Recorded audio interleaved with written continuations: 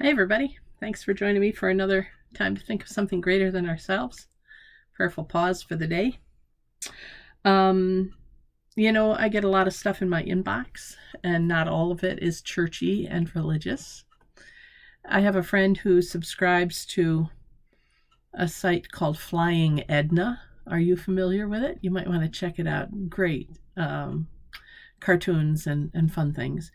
And then she often forwards them to me, which I appreciate. I got one of them recently. I think it was yesterday. And I'm going to share it with you now. I don't want to break copyright or anything, so please go check out Flying Edna, and you can subscribe. It's a free subscription, but then you can also buy these things as prints, and hang them on your wall. Anyway, here's the one that came in that just sort of cracks me up. And for those of you who can't see it or having trouble reading it, it says this. Waiting for it to come up on my computer. It's between two people. One says, "I wouldn't worry too much about us," she said. "Most days, I eventually choose you." I just love that. Most days, I eventually choose you. I think that's true for a lot of us, both with relationships in this world. Most days, I eventually choose you.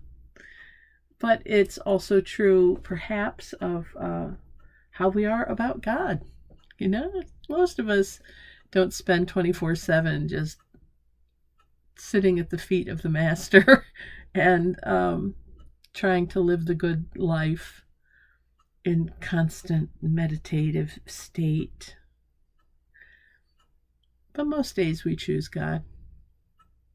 Most days we eventually choose.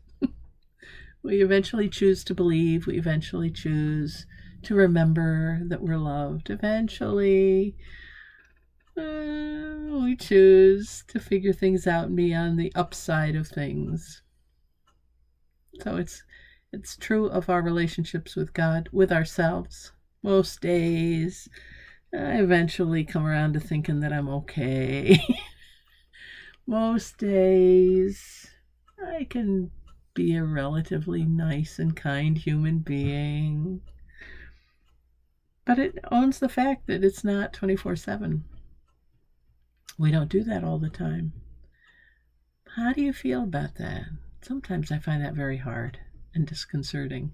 I think I should be better than I am, constantly improving. And then I think I'm just human, and I'm never going to be perfect. Not too long ago, I was saying a prayer with someone, and it was kind of a time of forgiveness, I think. And I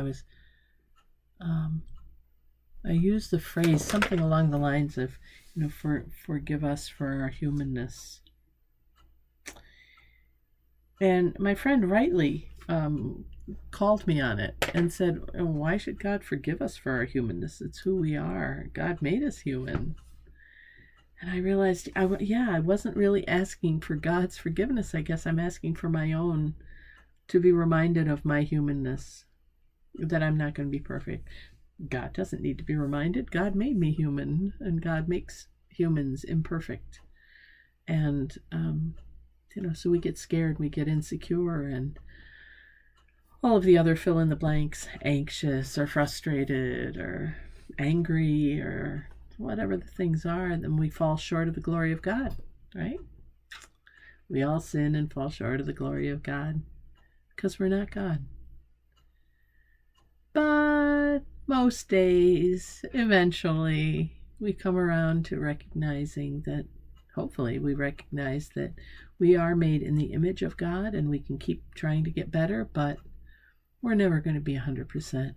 And we can come to love ourselves anyway, I think. At least I hope. That's what I'm working on. How about you? So that's my message for today. Be gentle with yourself. Be gentle and understand that most days eventually we come around to choosing each other, to choosing God. Most days I eventually choose you. I eventually choose to look at myself with kindness.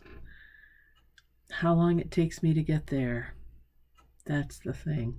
I'd like to make that amount of time shrink so that I have the awareness more frequently than I used to, or even than I have today. Thanks for joining me for this prayerful pause with the pastor. I'm Pastor Deb Swift of South Presbyterian Church in Rochester, New York. We'll see you next time. Until then, take care, be gentle with yourself. Remember that eventually you come around to choosing God and choosing to feel good about yourself and recognize that we are made in the image of that loving, living, ever-transforming God. Alrighty. God bless. Bye for now.